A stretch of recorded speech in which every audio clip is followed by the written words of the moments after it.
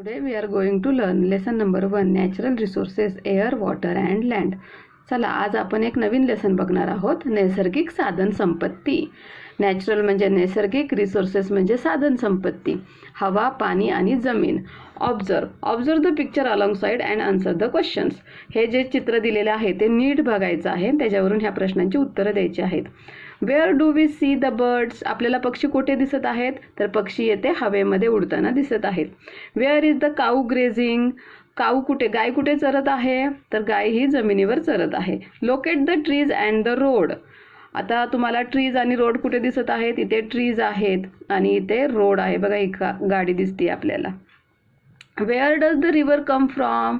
How does it flow. नदी कुठून आली आहे आणि ती कशी वाहत आहे, तर नदी इथून आली आहे आणि इकडे अशी वाहत आहे. Where is the aeroplane. Aeroplane कुठे आहे, एरोप्लेन इथे आकाशामध्ये आहे. Where are the fish seen. Fish कुठे आपल्याला दिसतात, तर फिश आपल्याला पाण्यामध्ये दिसतात. On what is the sailboat floating. ही जी सेलबोट आहे ही कशावर आहे, तर ही पाण्यावरती आहे. नॅचरल रिसोर्सेस, नैसर्गिक साधन संपत्ती. You can see that some things in the picture are in water, some on land and some in the sky, that is in the air. आता आपल्याला ह्या पिक्चरमध्ये दिसत आहे तर काही काही वस्तू पाण्यामध्ये आहेत, काही काही जमिनीवर आहेत आणि काही आकाशामध्ये आहेत. Thus all things on the earth are associated with air, water and land.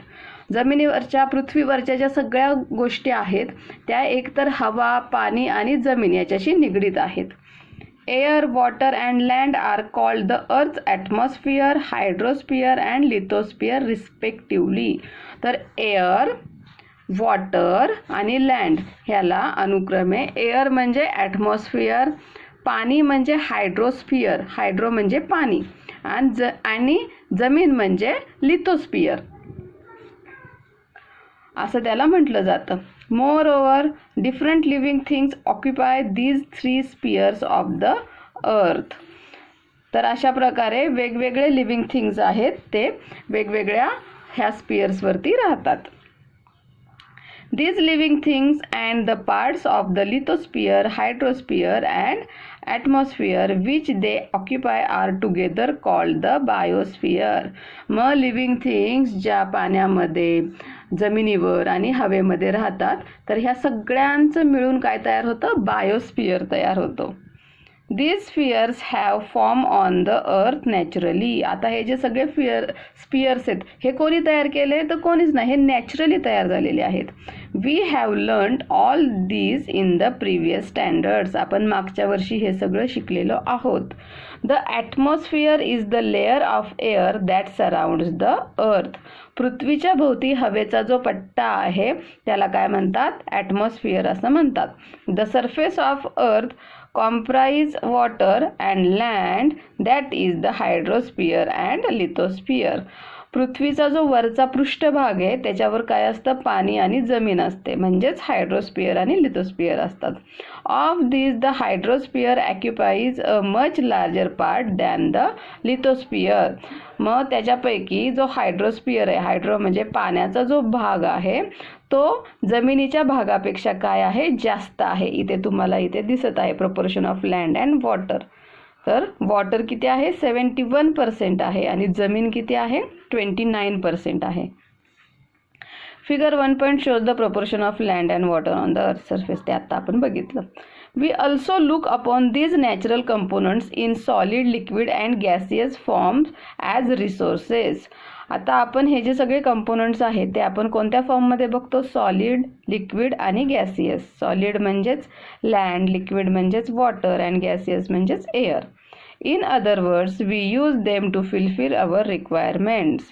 Let us now study all these 3 components in detail. आणि ते आपण सगळे कशासाठी वापरतो, हवा, पाणी आणि जमीन आपल्या रिक्वायरमेंट फुल करण्यासाठी, आपल्या गरजा भागवण्यासाठी वापरतो.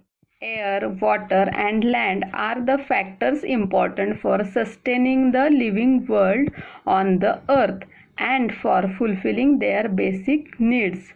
हवा, पाणी आणि जमीन हे 3 महत्त्वाचे घटक आहेत पृथ्वीवरती जैविक सृष्टी जिवंत राहण्यासाठी आणि त्यांच्या ज्या बेसिक गरजा आहेत त्या पूर्ण करण्यासाठी. They are called natural resources आणि त्यांना नॅचरल रिसोर्सेस असं म्हटलं जातं. Can you recall what are the 5 layers of the atmosphere? तुम्ही हे सांगू शकता का की ॲटमॉस्फिअरचे वातावरणाचे 5 लेयर्स कोणकोणते आहेत? एअर. आता एअर हा नॅचरल रिसोर्स आपण इथे डिटेलमध्ये बघणार आहोत. The air in the atmosphere around the earth contains nitrogen, oxygen, carbon dioxide, 6 inert gases, nitrogen dioxide, sulphur dioxide, water vapour and dust particles. तर वातावरणामधली जी हवा आहे पृथ्वीच्या सभोवती, तर त्या हवेमध्ये कोणते कोणते मेन घटक असतात? Nitrogen, oxygen, carbon dioxide, 6 inert gases, nitrogen dioxide, sulphur dioxide, पाण्याची वाफ आणि डस्ट म्हणजे धुळीचे कण, एवढे त्याच्यामध्ये घटक असतात हवेमध्ये. The troposphere contains about 80% of the total mass of gases in the air. तर पहिला स्फिअर कोणता आहे हवेमधला? तर तो आहे ट्रोपोस्फिअर. ह्याच्यामध्ये 80% जे हवेमध्ये आपण आता एवढे घटक बघितले ना, तर ते 80% जे हवेचं मास आहे ते त्याच्यामध्ये असतं, म्हणजे सगळ्यात खालचा layer वातावरणामधला. while this proportion is about 19% in the stratosphere. आता ट्रोपोस्फिअर इथे असेल तर त्याच्यावरती काय असतो? स्ट्रॅटोस्फिअर. स्ट्रॅटोस्फिअरमध्ये हे सर्व घटकांचं प्रमाण किती असतं? 19% असतं. Further, in the mesosphere and ionosphere, the proportion of the mass of gases goes on decreasing. आणि जसं तुम्ही वर जाल, मेसोस्फिअर, आयनोस्फिअर, हे जे घटकांचं प्रपोर्शन असतं ते काय होत जातं? कमी कमी होत जातं. Gases are not found in the exosphere and beyond. आता जो वरचा, सगळ्यात वरचा जो लेअर आहे त्याला काय म्हणतात? एक्झोस्फिअर म्हणतात. आणि ह्याच्यामध्ये कोणतेही गॅस नसतात आणि त्याच्या पलीकडे सुद्धा कोणतेही गॅस आपल्याला दिसत नाहीत, आढळत नाहीत. You can see that air is a mixture of several gases and is the chief constituent of the Earth's atmosphere. आता आपण बघितलं इथे की एअर, हवा ही खूप साऱ्या गॅसेसचं काय आहे? मिक्सचर आहे, मिश्रण आहे. आणि अर्थच्या ॲटमॉस्फिअरमधला, अर्थच्या वातावरणातला, पृथ्वीच्या वातावरणातला महत्त्वाचा घटक हवा आहे. Besides these gases, air also contains water vapor and dust particle. आपण इथे वरती बघितलं तर ह्या सर्व गॅसशिवाय हवेमध्ये वॉटर वेपर आणि डस्ट पार्टिकल म्हणजे पाण्याची वाफ आणि धुळीचे कण सुद्धा असतात. The amount of the gases in the air is the greatest near the surface and decreases as we go higher and higher from the surface. आता इथे काय सांगितलंय? पृथ्वीच्या सरफेसच्या अगदी जवळ जे हवेमधले गॅसेस आहेत त्याची अमाऊंट काय असते? त्याचं प्रमाण काय असतं? जास्त असतं. आणि जसं तुम्ही पृथ्वीपासून वर वर जाल तसं हवेमधलं ह्या गॅसेसचं प्रमाण काय होत जातं? कमी होत जातं. That is air becomes rarer at higher altitudes. आणि मग खूप उंचीवर म्हणूनच हवा कमी असते. The proportion of the constituents of air and some of their uses are given here. आता इथे जे हवेमधले घटक आहेत त्यांचं प्रमाण किती आहे ते इथे दिलेलं आहे. Proportions of the various gases in the air. आता इथे बघा, ॲर्गॉन 0.9% आहे, ऑक्सिजन 21% आहे, सगळ्यात जास्त असतो हवेमध्ये नायट्रोजन 78%, त्यानंतर कार्बन डायऑक्साईड 0.03% आहे आणि बाकीचे जे घटक आहेत ते काय आहेत? 0.07%. आता आपण त्याचे युजेस बघणार आहोत. Some uses of gases in air. नायट्रोजनचा यूज काय आहे? त्याचा काय वापर होतो? Nitrogen helps living things to build the necessary proteins. Nitrogen काय करतो? जे लिव्हिंग थिंग्स आहेत त्यांना प्रोटीनच्या बांधणीसाठी मदत करतो. It is useful in the production of ammonia and in airtight packaging of foodstuffs. अमोनियाचं प्रोडक्शनमध्ये नायट्रोजनचा वापर होतो आणि जे एअरटाईट पॅकेजिंग म्हणजे हवाबंद खाण्याचे पदार्थ पॅक केले जातात ना, तर त्याच्यामध्ये नायट्रोजनचा वापर होतो. Oxygen necessary for respiration in living things and for combustion. Oxygen हा श्वसनासाठी खूप महत्त्वाचा आहे, त्याचबरोबर कंबशन म्हणजे ज्वलनासाठी सुद्धा खूप महत्त्वाचा आहे. Carbon dioxide plants use it for producing their food. Plants त्यांचं जेवण बनवण्यासाठी कार्बन डायऑक्साईडचा वापर करतात. Used in fire extinguisher. Fire extinguisher तुम्ही बघितलं असेल, जर कुठेही आग लागली तर ती आग विझवण्यासाठी जो सिलेंडर असतो ना, त्याला फायर एक्सटिंग्युशर म्हणतात आणि त्याच्यामध्ये कार्बन डायऑक्साईड वापरला जातो. Argon used in electric bulbs. Electric बल्बमध्ये ॲर्गॉन हा वापरला जातो gas. Helium is used for obtaining low temperature. Helium हे कमी तापमान मिळवण्यासाठी वापरले जाते. And also for generating lift in airships. तसेच विमानांमध्ये लिफ्ट जनरेट करण्यासाठी सुद्धा, लिफ्ट निर्माण करण्यासाठी हेलियम गॅस वापरला जातो. Neon used in decorative lights and for street lightning. Neon हा डेकोरेशनच्या ज्या लाईट्स असतात आणि रस्त्यावरच्या ज्या लाईट्स असतात त्याच्यामध्ये वापरला जातो. Krypton used in fluorescent tubes. Krypton हा ट्यूब्समध्ये वापरला जातो. Xenon used in flash photography. फोटोग्राफीमध्ये त्याचा वापर केला जातो. Always remember the living world on the earth is sustain due to the balance between various gases and other constituents of air. आता जे पृथ्वीवरचं जे जैविक विश्व आहे तर ते कशामुळे जिवंत आहे, कशामुळे सस्टेन आहे, तर ह्या गॅसेसमधला आणि त्यांच्या घटकांमधला जो बॅलन्स आहे त्याच्यामुळे हे सगळं सुरळीत चालू आहे आणि व्यवस्थित जिवंत आहे. The atmosphere is a very important filter. वातावरण हे खूप महत्त्वाचा फिल्टर आहे. It allows the light and heat of the sun to reach the earth which is necessary for life.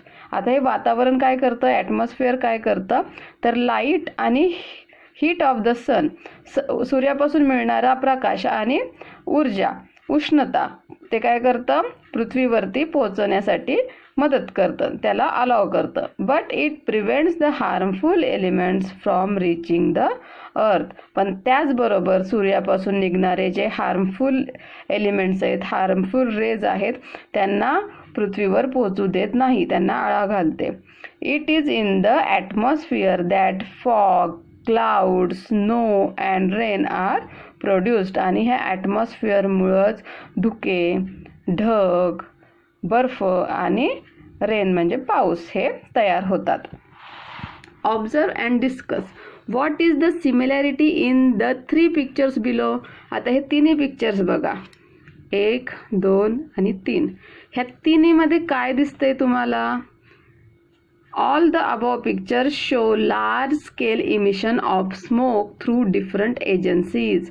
आता ह्या तिन्ही पिक्चरमध्ये आपल्याला दिसते की खूप मोठ्या प्रमाणामध्ये धूर इथे निर्माण झालेला आहे. This smoke directly mixes with the atmosphere, disturbing the balance between the constituents of air. आणि मग हा जो स्मोक आहे, हा जो धूर आहे, तो काय होतो, तर डायरेक्ट ॲटमॉस्फिअरमध्ये मिक्स होतो आणि जो पृथ्वीवरील हवेमधल्या घटकांचा बॅलन्स आहे तो काय होतो, डिस्टर्ब होतो. दिस इज कॉल्ड एअर पोल्युशन. आणि अशा डिस्टर्बिंगला, हा जो बॅलन्स डिस्टर्बिंग होतो त्याला म्हणतात एअर पोल्युशन, हवेचे प्रदूषण. Harmful gases are given out through combustion of fuels in vehicles and in big industries and also through incomplete combustion of fuels like wood and coal. आता जेव्हा गाड्या चालवल्या जातात तर गाड्यांच्या इंधनामधून जो निघणारा धूर आहे किंवा मोठमोठ्या कंपन्यांमधून जो निघणारा धूर आहे, तसेच लाकूड किंवा कोळसा अर्धवट जळल्यानंतर निघणारा जो धूर आहे त्याच्यामधून काय, त्या धुरामधून हार्मफुल अपायकारक गॅसेस काय होतात, बाहेर पडत असतात. As a result air pollution is increasing day by day. आणि त्याच्यामुळेच काय होत आहे, हवेचं प्रदूषण दिवसेंदिवस वाढत चाललं आहे. तर कोणकोणते हार्मफुल सबस्टन्स असतात तर nitrogen dioxide, carbon dioxide, carbon monoxide, sulphur dioxide आणि सूट हे जे हार्मफुल सबस्टन्स आहेत ते धुरामधून हवेमध्ये सोडले जातात. सूट म्हणजे काजळी. Ozone layer the protective shell. Ozone layer आपलं जे संरक्षण शेल आहे. There is a layer of ozone gas in the lower part of stratosphere. स्ट्रॅटोस्फिअरच्या खालच्या भागामध्ये ओझोनचा लेअर आहे. Ozone gas is not directly useful for the survival of living things. Ozone gas हा आपल्या लिव्हिंग थिंग्सला जगण्यासाठी डायरेक्ट युजफुल नाही आहे. Yet it is very important for living things to have this layer of ozone at a high altitude around the earth. पण तरी सुद्धा तो पृथ्वीवरील सजीवांसाठी खूप महत्त्वाचा आहे. The ultraviolet rays coming from the sun are very harmful for living things. तर तो कसा गरजेचा आहे, कसा इम्पॉर्टंट आहे, तर सूर्यापासून निघणारे जे अल्ट्राव्हायोलेट रेज असतात ते पृथ्वीवरील सजीवांसाठी खूप हार्मफुल असतात. The ozone gas observe this rays. आणि हा ओझोन गॅस काय करतो, ते जे अल्ट्राव्हायोलेट हार्मफुल रेज आहेत त्यांना ॲब्झॉर्ब करून घेतो. As a result life on earth is protected. आणि त्याच्यामुळे पृथ्वीवरील जीवसृष्टी काय होते, प्रोटेक्ट होते, संरक्षण होतं तिचं.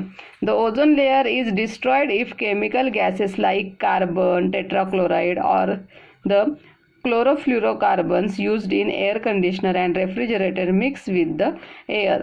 तर आता हा ओझोनचा लेअर आहे, त्याला कशामुळे धोका पोचू शकतो, तर कार्बन टेट्राक्लोराइड आणि क्लोरोफ्लोरोकार्बन हे जे एअर कंडिशन AC मध्ये किंवा फ्रीजमध्ये वापरले जातात ना हे गॅसेस, त्याच्यामुळे ओझोन लेअरला धोका पोचू शकतो. The 16th of September is celebrated as ozone protection day all over the world to make everyone aware of the importance of ozone.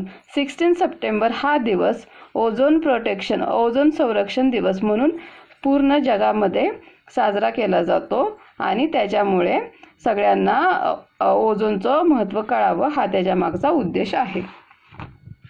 Do you no In metropolitan cities like Mumbai, Pune or Nagpur, boards are displayed at places of heavy traffic to show the proportion of the various constituents of the air at that place.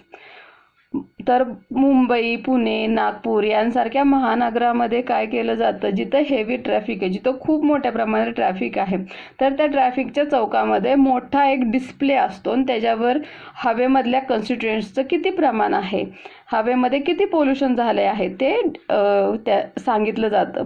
Due to this boards we can see the amount of harmful elements in the air. आणि ह्या बोर्ड्समुळे हवेमध्ये असणाऱ्या हानिकारक घटकांबद्दल माहिती भेटते. अशा प्रकारे तो बोर्ड असतो, डिजिटल डिस्प्ले असतो तो. Water. Try this. Observe how much water is used and for what purposes it is used in your house for a whole day. आता काय करायचं आहे, तुमच्या घरामध्ये एका दिवसामध्ये किती पाणी वापरलं जातं ते तुम्हाला काय करायचं आहे, ऑब्झर्व करायचं आहे. Record it in a chart like the one shown here. तर अशा प्रकारच्या चार्टमध्ये ते रेकॉर्ड करायचे. म्हणजे purpose for which water is used म्हणजे कशासाठी पाणी वापरलं आहे, आणि amount of water in litres किती वापरले. आता आंघोळ करण्यासाठी किती लिटर पाणी वापरता, ब्रशिंग टीथ दात घासण्यासाठी किती वापरता, वॉशिंग क्लोथ्स अँड युटेन्सिल्स कपडे भांडी धुण्यासाठी किती वापरता, मॉपिंग द फ्लोअर फरशी पुसण्यासाठी, ड्रिंकिंग म्हणजे पिण्यासाठी, कुकिंग म्हणजे स्वयंपाकासाठी, आणि मग ह्या सगळ्याचे ॲडिशन करून टोटल यूज ऑफ वॉटर म्हणजे एका दिवसाला घरामध्ये किती पाणी वापरलं जातं हा तिथे लिहायचं आहे. Discuss this data in the class. असा प्रत्येकाने चार्ट बनवायचा आणि मग स्कूलमध्ये ते डिस्कस करायचे. Divide the total amount of water used in your house by the number of person to find out how much water each person needs. आता जी ही टोटल आली असेल, समजा जर इथे आलं 90 लिटर, 90 लिटर जर आलं टोटल अमाऊंट ऑफ वॉटर, तुमच्या घरामध्ये किती माणसं आहेत, समजा जर 3 माणसे असतील तर त्या 90ला 3ने डिवाइड करा आणि मग तुम्हाला कळेल की एका माणसाला किती लागलं? 90 आणि डिवाइड बाय 3 म्हणजे 30. म्हणजे एक माणूस दिवसाला किती पाणी वापरतो? तर 30 लिटर पाणी एका माणसाला लागतं. हे मी एक्झाम्पल दिलं. तुमच्या घरामध्ये जेवढे माणसं असतील त्याप्रमाणे तुम्ही ते डिवाइड करू शकता. You will see that it is almost impossible for us to spend even a single day without water. आता आपल्याला माहितच आहे पाण्याशिवाय एक पूर्ण दिवस काढणं सुद्धा खूप इम्पॉसिबल आहे, अशक्य आहे आपल्याला, कारण प्रत्येक गोष्टीसाठी पाण्याची गरज असते. We need to drink 3 or 4 liters of water every day so that all our bodily functions run smoothly. आपल्या शरीराचं कार्य सुरळीत चालण्यासाठी आपल्याला दररोज 3 ते 4 लिटर पाणी प्रत्येकाला पिणं गरजेचं आहे. Other living things also require water, although the amount of water they need may vary according to the size of their body. अजून जे इतर सजीव आहेत त्यांना सुद्धा पाणी लागतं, पण त्यांच्या शरीरानुसार, त्यांच्या साईजनुसार पाण्याची रिक्वायरमेंट काय असते? वेगवेगळी असते. म्हणजे जर हत्ती घेतला तर हत्तीला खूप पाणी लागेल, उंदीर घेतलं तर त्याला थोडंसंच पाणी प्यावं लागेल. Thus, we see that water is very important आणि म्हणूनच पाणी हे खूप महत्त्वाचं आहे. If hydrogen gas burns in air, it combines with oxygen and water is formed. जर हायड्रोजन गॅस हा हवेमध्ये जळला गेला, त्याचं ज्वलन झालं, तर तो ऑक्सिजन सोबत कंबाईन होतो आणि पाणी तयार होतं. पाण्याचं केमिकल कंपोजिशन माहिती आहे का तुम्हाला? पाणी हे H2O, हायड्रोजनचे 2 अणू आणि ऑक्सिजनचा 1 असं मिळून पाणी तयार होतं. We have learned about some characteristics of water in the previous standard. आपण मागच्या वर्षी पाण्याचे काही वैशिष्ट्ये बघितलेली आहेत. In nature, water occurs in 3 states. निसर्गामध्ये पाणी हे 3 स्टेटमध्ये, 3 अवस्थेमध्ये आढळतं. Water does not have, आणि त्या अवस्था तुम्हाला माहिती आहेत का? सॉलिड, लिक्विड आणि गॅसियस ह्या 3 फॉर्ममध्ये आढळतं. Water does not have color, taste or odor. पाण्याला स्वतःचा कलर नाही आहे, स्वतःची चव नाही आहे, त्याचा वासही नाही आहे. Many substances readily dissolve in water. आणि खूप सारे सबस्टन्स आहेत ते पाण्यामध्ये पटकन डिझॉल्व होतात. Therefore water is a universal solvent. आणि म्हणून पाण्याला हे वैश्विक सॉल्व्हंट म्हटलेलं आहे. The blood of animals and the SAP in plants contain a very high proportion. प्राण्यांच्या रक्तामध्ये आणि झाडांचा जो रस असतो, अर्क असतो, त्याच्यामध्ये सुद्धा मोठ्या प्रमाणामध्ये पाण्याचं प्रपोर्शन असतं. No living thing can survive without water. कोणताही सजीव आहे ते पाण्याशिवाय जिवंत राहू शकत नाही. Therefore it is said that water is life. आणि म्हणूनच म्हटलं जातं पाणी हेच जीवन. Observe and discuss. आता इथे डिस्ट्रीब्युशन ऑफ वॉटर ऑन अर्थ, पृथ्वीवरील पाण्याचं डिस्ट्रीब्युशन कसं आहे ते इथे दिलेलं आहे. तर सी आणि ओशियनमध्ये एवढ्या प्रमाणात पाणी आहे. त्यानंतर ground water, ice and water in other forms, water available for drinking. इथे दिसते ना, हा ऑरेंज कलर जे आहे ते ग्राउंड वॉटर आहे, बर्फाच्या स्वरूपामधलं वॉटर आहे. आणि हा जो कलर दिसतो येलो कलरचं, तेवढं फक्त वॉटर, पाणी पिण्यासाठी अवेलेबल आहे. तर आपण इथे त्याचे पर्सेंटेज बघूया.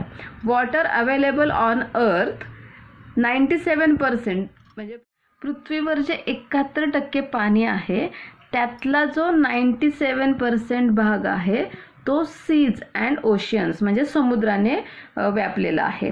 त्यानंतर 2.7% जे वॉटर आहे ते ground water, ice and water in other forms आहे. आणि फक्त पिण्यासाठी जे पाणी आहे ते 0.3% आहे. तर इतकं कमी पाणी आपल्याला पिण्यासाठी उपलब्ध आहे.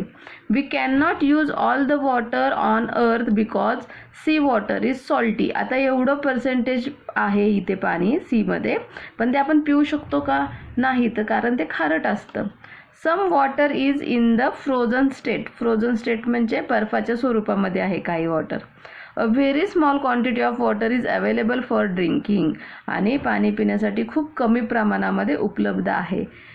Yet it is enough for all living things. पण तरीसुद्धा ते पाणी खूप पुरेसं आहे सगळ्या सजीवांना पिण्यासाठी. Find out in what ways is the water in seas and oceans useful even though it is salty. जरी हे समुद्राचं पाणी, महासागरामधलं पाणी सॉल्टी असलं, खारट असलं, तरी ते आपल्याला कसं काय युजफुल आहे हे तुम्ही शोधून काढा. Observe and discuss. For which purpose is water being used? पाणी कशासाठी वापरलं जातं? Do other living things use water like we do? अजून आपले इतर सजीव आहेत त्यांना सुद्धा आपल्यासारखंच पाणी लागतं का? We use water in large quantities. आपण खूप मोठ्या प्रमाणात पाण्याचा वापर करतो. We have learn that water on the earth is regulated through the water cycle. आपण हे शिकलेलो आहोत की आपल्याकडे पाणी कसं येतं, तर पाण्याचं जे जलचक्र आहे त्याच्यातून आपल्याला पाणी भेटतं.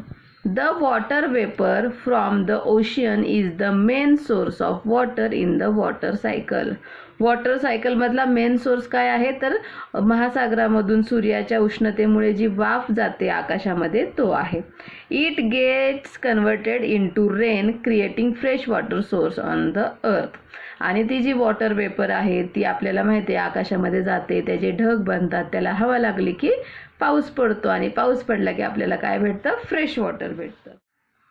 इथे आपण युजेस ऑफ वॉटर बघू शकतो की इथे बायका काय करत आहेत बघा, कपडे धुवत आहेत. इथे शेतीसाठी पाणी वापरलं जाते, कारखान्यांसाठी वापरतात, घरांसाठी वापरतायत. ठीक आहे. We get water from natural sources such as streams, rivers, ponds, springs and लेक्स.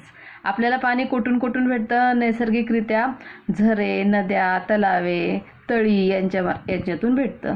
Man also digs wells and borewells to lift ground water.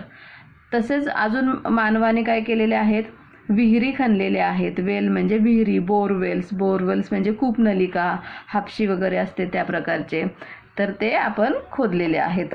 Apart from this, man has also constructed bunds and dams of various sizes on rivers. त्याचप्रमाणे नद्यांवरती धरणे, बंधारे बांधण्यात आलेले आहेत. Due to the uncontrolled use of water for an increasing population, industry and farming, it is now in short supply. तर आता population वाढत आहे, त्यासाठी लागणारं पाणी कारखान्यांसाठी, फार्मिंगसाठी खूप मोठ्या प्रमाणामध्ये पाणी लागत आहे आणि त्याच्यामुळं पाण्याचा तुटवडा जाणवत आहे. Water scarcity has become a serious problem. आणि त्याच्यामुळे पाण्याचा तुटवडा, पाण्याची कमतरता हा एक सिरियस प्रॉब्लेम बनलेला आहे. Always remember, use water sparingly. पाणी काळजीपूर्वक वापरा. Block water, let it percolate म्हणजे ते जमिनीमध्ये मुरू द्या आणि ते मुरलेलं पाणी मग आपल्याला ग्राउंड वॉटर म्हणून यूज करता येईल. Store water wherever possible. जिथे जिथे शक्य आहे तिथे पाणी साठवा. आणि पाणी जिरवा असं मराठीमध्ये म्हणतात बघा. Reuse water wherever possible. पाण्याचा परत उपयोग करा. Remember, stored water does not become स्टेल ॲट वन्स. आणि लक्षात ठेवा, साठवलेलं पाणी कधीही शिळं होत नाही. त्याच्यामुळं आज पाणी भरताना कालचं पाणी शिळं झालेलं ओतून देऊ नका, त्याचा दुसऱ्या कुठल्या तरी कामासाठी रियूज करा. कॅन यू टेल, तुम्ही सांगू शकता का, what is land made of? जमीन कशाची बनलेली आहे? What do you see on land? तुम्ही जमिनीवर काय बघता? What has man created on land? माणसाने जमिनीवर काय बनवले आहे? If a deep pit is dug in the ground, what do you find there?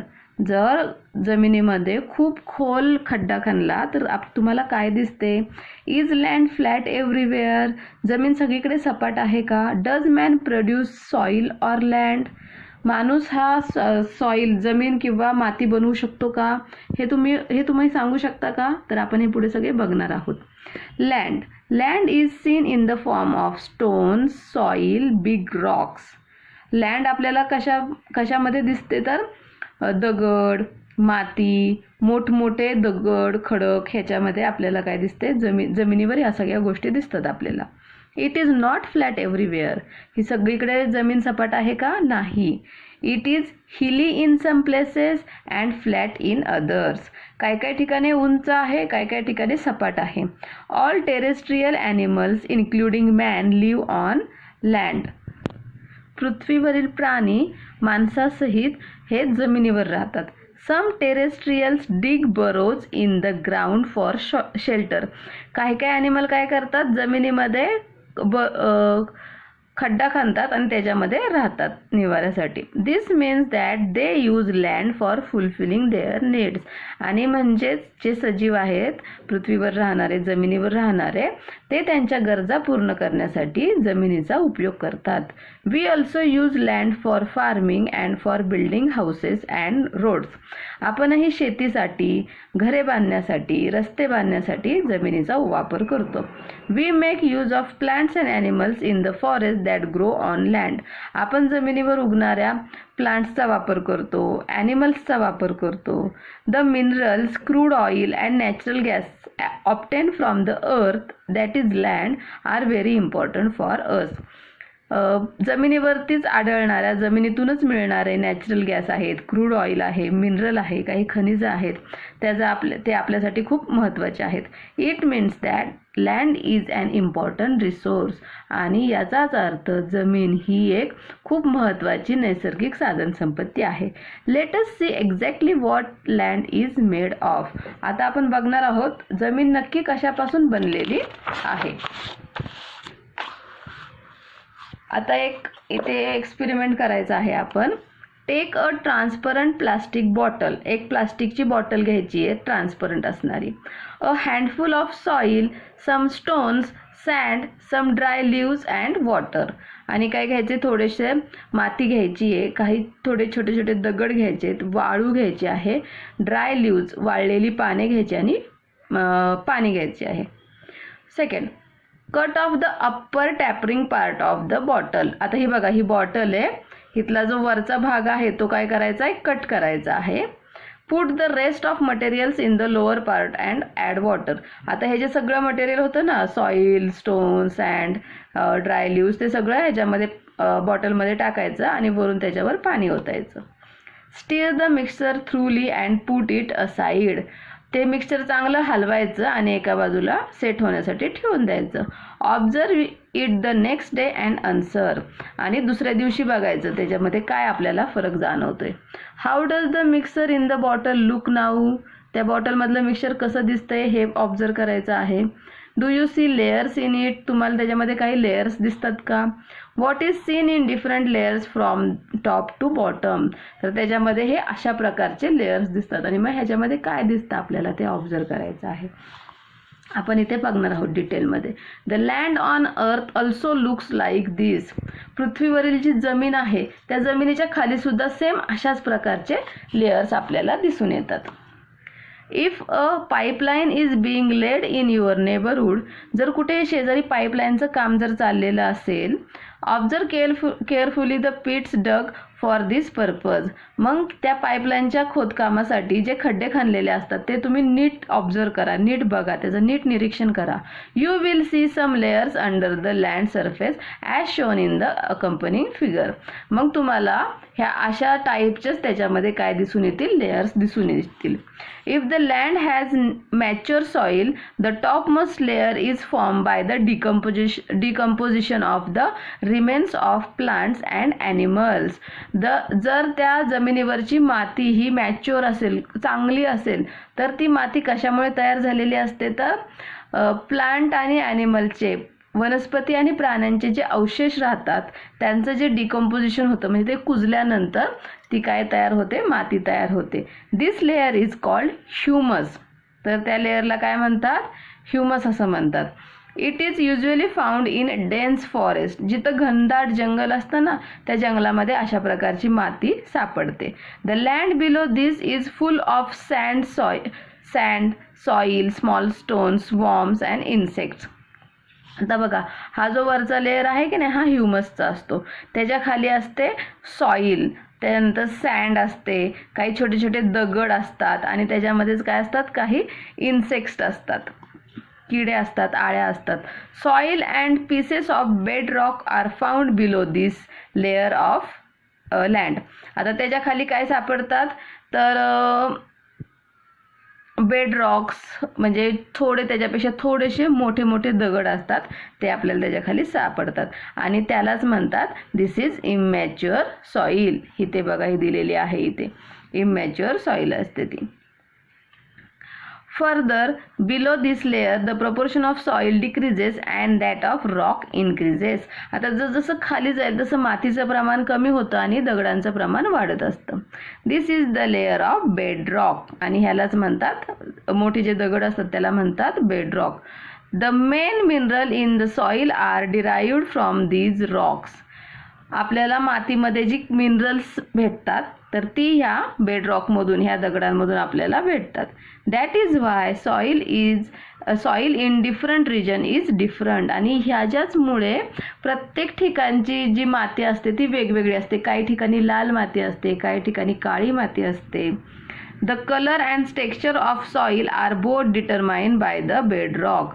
तर मातीचा कलर कसा असेल, तिचं टेक्स्चर कसं असेल, तर ते सगळं कशावर डिपेंड असतं, ह्या बेडरॉकवर डिपेंड असतं. The process of soil formation. The soil on the land is form by natural process. जी जमिनीवरची जी माती असते ती नैसर्गिक नैसर्गिक पद्धतीनेच तयार होत असते. The abiotic component of soil are supplied through the weathering of the bedrock. Weathering म्हणजे हवामान. हवामानातील बदलांमुळे ह्या बेडरॉकमधून काय तयार होते, सॉईलचे जे अबायोटिक म्हणजे अजैविक कंपोनंट असतात ते तयार होतात. Due to the heat, cold and water of the sun, wind and rain respectively the bedrock breaks down into pieces. तर काय होतं, जेव्हा उन्हाळ्यामध्ये खूप उष्णता असते, हिवाळ्यामध्ये खूप थंडी असते, पावसाळ्यामध्ये खूप पाऊस असतो, त्याच्यामुळे हे जे बेडरॉक असतात ते काय होतात, ब्रेक होतात, त्याचे छोटे छोटे तुकडे होतात. Stone, sand and soil are formed from this pieces. आता ह्या पीसेस पासूनच काय होते, त्यापेक्षा थोडेसे छोटेसे दगड तयार होतात. ते दगड अजून ब्रेक होऊन त्याच्यापासून वाळू तयार होते. ती वाळू अजून ब्रेक होऊन त्याच्यापासून काय तयार होते, माती तयार होते. Microbes, worms and insects are found among them. आणि मग त्याच्यामध्ये जमिनीमधले जे किडे कीटक असतात ते त्याच्यामध्ये आपल्याला दिसतात.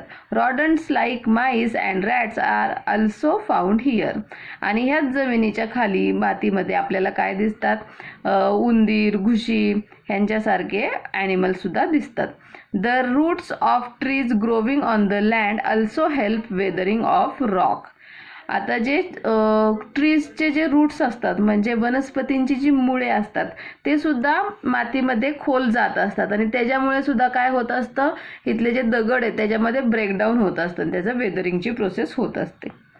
The process of soil formation is slow and continuous.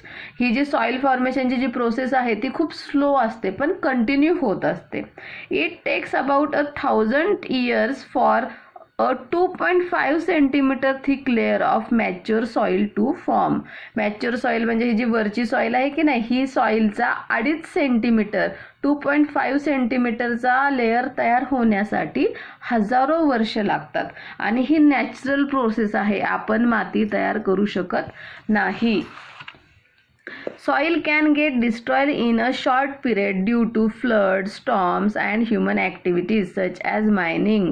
आता मातीची झीज केव्हा होऊ शकते, माती केव्हा संपू शकते, तर जेव्हा पूर येतो तेव्हा पुरामध्ये बरीचशी माती वाहून जाते. स्टॉर्म्स येतात, वादळे येतात, वादळांमध्ये सुद्धा हवेमुळे माती उडून जाते. तसेच जे खोदकाम केलं जातं मनुष्यांतर्फे, मनुष्य जे खोदकाम करतात त्याच्यामुळे सुद्धा काय होते, माती कमी होत जाते. That is why it is necessary to conserve soil and to prevent erosion of land. आणि त्याच्यामुळे सॉईल कन्झर्वेशन, मातीची जपणूक करणे गरजेचं आहे आणि मातीची धूप होण्यापासून वाचवणे हे सुद्धा गरजेचं आहे. The best remedy for this is to increase the green cover of the land. आणि ह्याच्यावर एक चांगला उपाय काय आहे, तर जमिनीवरती Soil can get destroyed in a short period due to floods, storms and human activities such as mining. आता मातीची धूप कशामुळे होऊ शकते किंवा मातीचा नाश कशामुळे होऊ शकतो, तर जे पूर येतात, पुरामध्ये बरीचशी माती वाहून जाते, वादळे, स्टॉर्म्स म्हणजे वादळांमध्ये माती उडून जाते, किंवा ह्युमन ॲक्टिव्हिटीज, माणसे जे खोदकाम करतात त्याच्यामुळे सुद्धा काय होऊ शकते, माती नष्ट होऊ शकते. That is why it is necessary to conserve soil and to prevent erosion of land. आणि त्याच्यामुळे सॉईल कन्झर्वेशन, मातीची जपणूक करणे आणि मातीची धूप होण्यापासून वाचवणे गरजेचं आहे. जमिनीची धूप होण्यापासून वाचवणे गरजेचे आहे. The best remedy for this is to increase the green cover of the land. आणि ह्याच्यावर एक चांगला उपाय काय आहे तर जमिनीवरील ग्रीनरी म्हणजे खूप झाडे लावली पाहिजेत, त्याच्यामध्ये इन्क्रीज केलं पाहिजे. Erosion of land is reduced if grass, trees and bushes are grown in it. जमिनीची धूप ही केव्हा थांबू शकते, जेव्हा त्याच्यावरती गवते, झाडे, झुडपे जास्त प्रमाणात उगवली जाऊ शकतात. आणि ती काय करतात, जी झाडांची मुळं आहेत ती माती घट्ट पकडून ठेवतात. म्हणजे जरी मोठा वारा आला, वादळ आलं तरी माती जास्त उडून जाऊ शकत नाही. Obtain specimens of soil from various places in your surroundings such as your own yard, a garden, hill, river banks, fields and rocky ground. आता काय करायचं आहे, तुमच्या घराच्या समोरील अंगणामध्ये, बागेमध्ये, डोंगरावरती, नदीच्या किनारी, शेतामध्ये, तर खडकाळ प्रदेशामधून अशा ठिकाणावरून काय करायचे, स्पेसिमेन्स म्हणजे मातीचे थोडेसे नमुने, म्हणजे थोडीशी माती घेऊन यायचं आहे. Note the differences in the specimens with respect to colour, feels, texture and the size of the particles. आणि काय करायचं, त्याच्यामध्ये काय काय डिफरन्स दिसतोय तुम्हाला, त्याचा कलर कसा दिसतोय, ती जर माती हातात घेते तर तुम्हाला कसा फील होतोय, त्याचं टेक्स्चर कसं आहे, म्हणजे जाड आहे, हे त्या प्रकारे, आणि त्याची साईज हे नोट डाऊन करायचे. Do you know humus is the layer form on soil due to the decomposition of dead plants and animals by microbes. आता जे ह्युमस आहे, ह्युमस हा जो लेअर आहे हा कसा तयार होतो माहिती आहे का, झाडाची वाळलेली पाने असतात किंवा ॲनिमल मेल्यानंतर त्यांचे जे अवशेष राहतात तर त्यांचं हे मायक्रोब्स काय करतात, डिकम्पोजिशन करतात, म्हणजे त्याला कुजवतात. आणि humus supplies nutrients to the soil. आणि अशा प्रकारे जो ह्युमस तयार झालेला असतो तो काय करतो, सॉईलमध्ये न्यूट्रियंट्स तयार करतो, पोषक घटक निर्माण करतो. Humus is also important for aerating the soil and for holding water in the soil. आणि त्या ह्युमसमुळे काय होतं तर मातीही भुसभुशीत राहायला, मातीमध्ये हवेचं गॅसेसचं प्रमाण वाढायला आणि पाण्याची होल्डिंग कॅपॅसिटी त्या मातीची वाढायला काय होते, मदत मिळते. The proportion of humus in the upper layer of good fertile soil is about 33% to 50%. तर आता मातीमध्ये ह्युमस किती जर चांगली प्रकारची माती असेल, फर्टाईल असेल, सुपीक जमीन असेल तर त्याच्यामध्ये ह्युमस किती असतो, 33 to 50% असतो. Use your brain power. आता हे तुमच्या डोक्यात चालवायचं आहे बरं का. What are the constituents of soil, classify them as biotic and abiotic constituents. तर मातीचे घटक कोणते कोणते आहेत, म्हणजे माती ही कशापासून तयार होते ते लिहायचं आहे. आणि त्यातले बायोटिक आणि अबायोटिक. बायोटिक म्हणजे जैविक, जसं एक एक्झाम्पल मी देऊ शकते की वॉर्म, इन्सेक्ट. अबायोटिक म्हणजे जे अजैविक आहेत, ज्याच्यामध्ये जीव नाही आहे, त्याला म्हणतात. ठीक आहे, तर हे तुम्ही करायचं आहे. Forest on land got buried underground due to the great upheavals that took place on the earth many years ago. पृथ्वीवर खूप वर्षांपूर्वी नैसर्गिक उत्क्रांती झाली आणि त्याच्यामध्ये पृथ्वीवरील बरेचसे जे फॉरेस्ट होते ते जमिनीखाली गाडले गेले. आफ्टर दॅट, आणि त्यानंतर, the process of formation of fossil fuels from the remains of living things टूक प्लेस अंडरग्राउंड. आणि मग ते जे सगळे फॉरेस्ट होते ते जमिनीखाली गाडले गेले आणि मग जे लिव्हिंग थिंग्स जमिनीखाली गाडले गेलेले होते त्यांच्या अवशेषांमुळे तिथे फॉसिल फ्युएल्स तयार झाले. फॉसिल फ्युएल्स म्हणजे जीवाश्म इंधन. We get fuels like petrol, diesel, kerosene, paraffin and other useful materials like tar and wax from the fossil fuel called crude oil. Fossil fuelsलाच क्रूड ऑइल म्हणतात, म्हणजेच पेट्रोल, डिझेल, रॉकेल आणि अजून वॅक्स असतं, टार असतं, पॅराफिन असतं. हे जे सगळे फॉसिल फ्युएल्स आहेत त्यालाच क्रूड ऑइल असं सुद्धा म्हणतात. आणि ते आपल्याला कशापासून भेटले आहे तर जे लिव्हिंग थिंग्स जमिनीखाली काढल्या गेल्या त्याच्या अवशेषामुळे. Living things use land, water and air available on earth and so does man. Other living things, बाकीच्या सजीव गोष्टी आणि त्याचप्रमाणे मनुष्यसुद्धा जमीन, पाणी आणि हवा यांचा वापर करतो. However the portions of this resources that are actually put to use are very small as compare to the whole earth. जर पूर्ण पृथ्वीचा विचार केला तर आपण जे रिसोर्सेस यूज करतो त्याचं पर्सेंटेज काय आहे, खूप कमी आहे. Look at the following table. हा खालचा टेबल बघा. आपण किती लँड यूज करतो, 29%. पॉटेबल वॉटर और fresh water 0.3%. Oxygen 21%. Even in these small proportions, the resources shown in the above table are sufficient for all living things. हे जरी इतक्या कमी प्रमाणात दिसत असेल तरी ते आपल्याला पुरेसं आहे. Only it is very necessary for man to control his greed. केव्हा फक्त माणसाला त्याचा जो लोभीपणा आहे तो कंट्रोल करण्याची गरज आहे. In other words, he must use this resources judicially with the awareness that they are meant for all other living things and not just for mankind. म्हणजेच त्याची ग्रीड, त्याचं जे लोभीपण आहे तो कंट्रोल केला पाहिजे. याचाच अर्थ हे जे सगळे रिसोर्सेस आहेत ते सर्व प्राणी मात्रांसाठी आहेत, फक्त मनुष्य जातीसाठी आहेत का, नाही, तर त्याचा वापर खूप काळजीपूर्वक केला पाहिजे. Institutes at work. India Meteorological Department IMD was established in 1875 for studying the weather in the Indian subcontinent. भारतीय उपखंडामध्ये हवामानाचा अभ्यास करण्यासाठी इंडिया मेट्रोलॉजिकल डिपार्टमेंट म्हणजे एक हवामान खात्याची स्थापना झाली. कोणत्या साली झाली ती, 1857 साली झाली. The main function of this institute is to observe the weather and to make weather forecast. आणि हे जे IMDचं मेन कार्य काय होतं, तर हवामानाचा अभ्यास करणे आणि त्याचं फोरकास्ट म्हणजे हवामानाचं एक म्हणता येईल की वेळापत्रक, की कुठे पाऊस पडणार आहे, कुठे कसं वेदर असणार आहे ते सांगते. This institute also conducts research related to changes in weather, makes forecast about rain and studies the development related to global warming.